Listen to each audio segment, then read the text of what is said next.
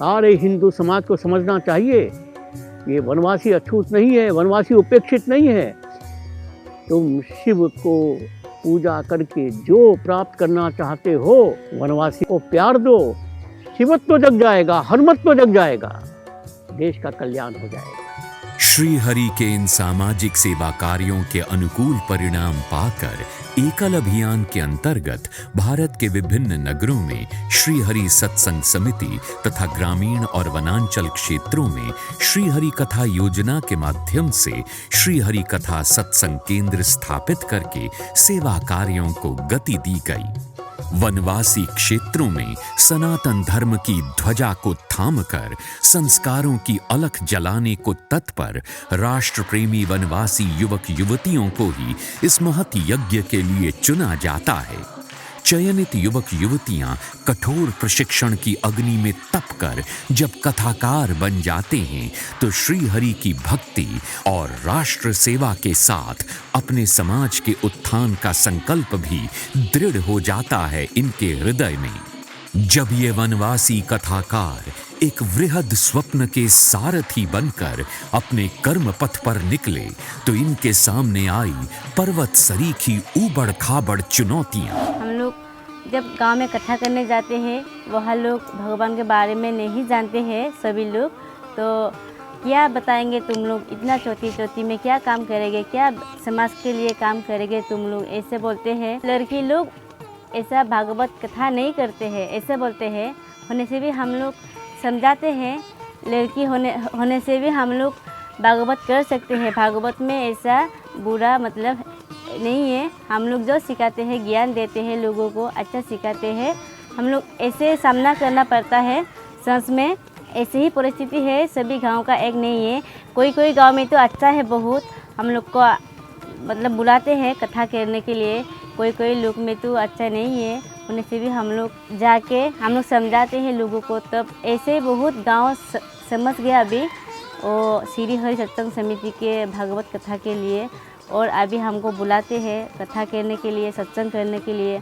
और सत्संग भी पहले नहीं चलाता, हम लोग आके गांव में सत्संग चला दिया और बहुत गांव में भी परिवर्तन हो गया। हमारा मिसिंग जाति में तो बहुत मीट मसाला और मदिरा पान करते थे, अभी तो कम हो गई। वनवासी समाज में फैली कुरीतियां, अंधविश्वास, गरीबी, अलगाववादी प्रभाव, घर घर फैला नशा और गृह क्लेश मानो कथाकारों की विकट परीक्षा लेने को तत्पर था।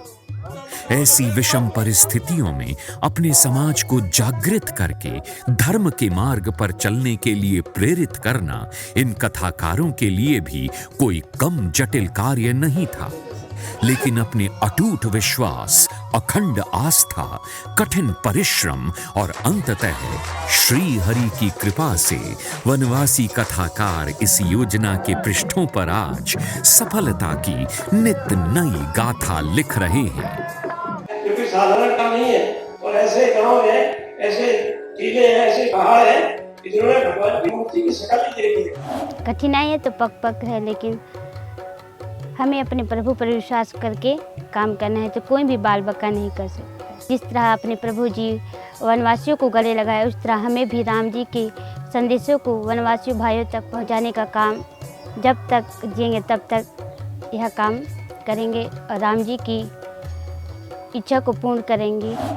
अपने ही समाज में कभी उपेक्षित रहा ये वनवासी युवा त्याग के प्रतीक भगवा बाना पहने, धर्म ध्वजा को थामे, हृदय में प्रभु भक्ति और भारत माता की सेवा का संकल्प लिए धर्म के पथ पर चल रहा है, तो आज पूरा गांव इस कथाकार का स्वागत करते हुए इसके पद चिन्हों का भी अनुसरण कर रहा है।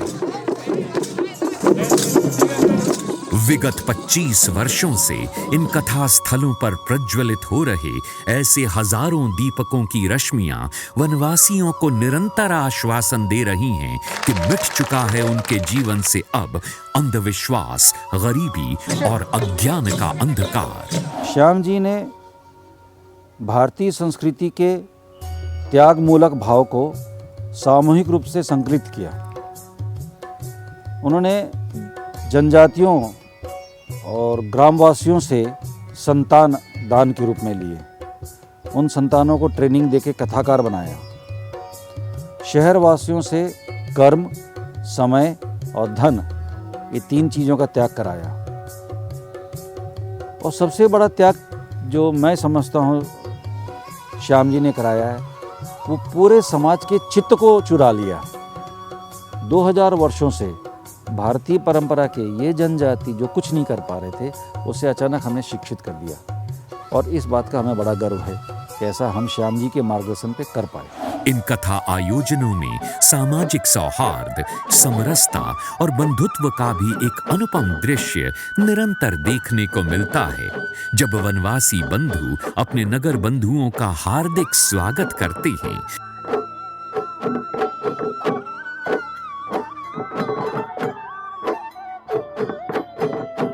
और नगर बंधु व्यासपीठ पर विराजित वनवासी कथाकार का स्वागत व पूजन करते हैं। इस योजना ने स्वतः ही मिटा दी हैं वर्ण भेद, वर्ग भेद और जाति भेद जैसी असमानताएं। मन खुश हो जाता है। नगरवासी आर्थिक रूप से संपन्न है, सांस्कृतिक रूप से गरीब है। हमारा ग्रामवासी सांस्कृतिक रूप से संपन्न है, आर्थिक रूप से गरीब है। दोनों के प्रेम में इनका आर्थिक विकास हो रहा है, इनका सामाजिक विकास हो रहा है। दोनों के विकास में भारत का विकास हो रहा है। ये तो बहुत आनंद की बात है भाई साहब। और एकल अभियान को इतिहास याद करेगा तो इसी बात से इतिहास करेगा कि नगरवासियों के दिल में इस वनवासी के प्रति प्रेम पैदा किया। अट्टालिकाओं के रहने वालों के मन में इस झोपड़ी वालों के प्रति प्रेम पैदा किया और झोपड़ी वालों के मन में इनके प्रति विश्वास पैदा किया। यही तो समरसता है, भारत की आत्मा है। मुझे ये देखकर बहुत आनंद होता है। देश जग रहा है, देश की मिट्टी जग रही है और भारत के जगने का समय बहुत जल्दी आ रहा है। श्री हरि कथा योजना के सार्थक परिणाम अब दृष्टिगोचर होने लगे हैं। वनवासी ग्रामों में स्थापित किए गए सत्संग केंद्रों में आरंभ किया गया दैनिक व साप्ताहिक सत्संग, हनुमान चालीसा के सामूहिक पाठ, प्रभात फेरी व यज्ञ के आयोजन से इन गांवों में परिवर्तन की एक सुखद बयार बह चली है। जहां कभी शराब की भट्टियां दुर्गंध फैलाती थीं, उन घरों में गूंजते हनुमान चालीसा के पाठ ने उन्हें देवालय सा बना दिया है। घर घर लहरा रही हनुमान पताका और घर घर हो रहा तुलसी पूजन संदेश दे रहा है कि वनवासी अब पुनः अपने पूर्वजों के धर्म पथ पर लौट आए हैं। हजारों गांव आज हनुमान ग्राम के रूप में प्रतिष्ठित हो चुके हैं। मैं किराना दुकान चलाता हूँ, छोटा सा है अभी। हनुमान चालीसा हम पहले कभी कभी करते थे, अब पति पत्नी रोज करते हैं और हमें बहुत फायदा होता है। कथा के अंतिम दिन ग्राम यज्ञ के आयोजन में कथाकार ग्राम वासियों से जब अपनी दक्षिणा के रूप में नशा मुक्ति का आह्वान करते हैं, तो सैकड़ों वनवासी एक साथ नशे से मुक्त होने का संकल्प सहज ही कर लेते हैं।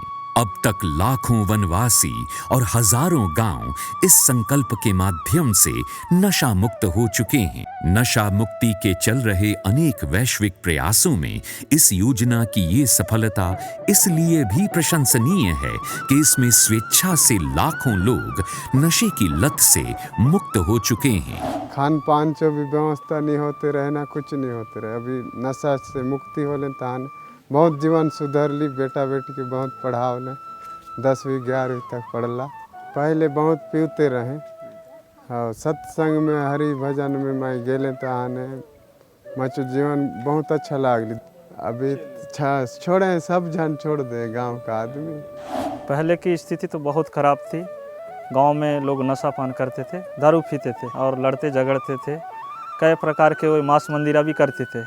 उससे भी जो है कि यहाँ कथा होने से वहाँ छुटकारा मिला है और अभी शांति का अनुभूति यहाँ कर रहे हैं यहाँ के वासी। हमें नशा नहीं करना चाहिए, क्योंकि नशा करने से जो है घर परिवार टूट जाता है, सुख शांति छिन जाता है। इस प्रकार से हम समाज को संदेश देते हैं और समरसता का भाव रखें, एक दूसरे से प्रेम करें। इस प्रकार से सबको श्री हरि कथा योजना के द्वारा संदेश देते हैं। श्री हरि कथा योजना के माध्यम से मैं समाज में परिवर्तन लाना चाहती हूँ और लोगों में परिवर्तन लाना चाहती हूँ और सबको संगठित करना चाहती हूँ। वनवासी कथाकार अपने नगर प्रवास के समय श्री हरि कथा समिति के नगर बंधुओं के अतिथि होते हैं। अतिथि देवो भवः के रूप में ही इन वनवासी कथाकारों का हार्दिक स्वागत किया जाता है। नगर बंधु जिस श्रद्धा से इन कथाकारों का भोजन सत्कार करते हैं और उनके परिजनों में बैठकर जब ये कथाकार भगवत चर्चा और भजन कीर्तन करते हैं तो ये आश्वस्ति मिलती है कि इस अभिनव योजना ने नगरवासी और ग्रामवासी के मध्य समन्वय, सौहार्द, प्रेम और बंधुत्व का चिर प्रतीक्षित सेतु निर्मित कर दिया है। ये योजना अब सामाजिक परिवर्तन का एक सशक्त माध्यम बन चुकी है, एक क्रांति बन गई है सामाजिक परिष्कार की, नशा मुक्ति का एक सफल आह्वान बन चुकी है। वनवासी क्षेत्रों में धर्म संस्कृति का रक्षा कवच बन गई है ये योजना। अब उन्नत समाज और सशक्त राष्ट्र के निर्माण के लिए नगरीय और वनवासी समाज दोनों साथ साथ चल रहे हैं। चरैवेति, चरैवेति।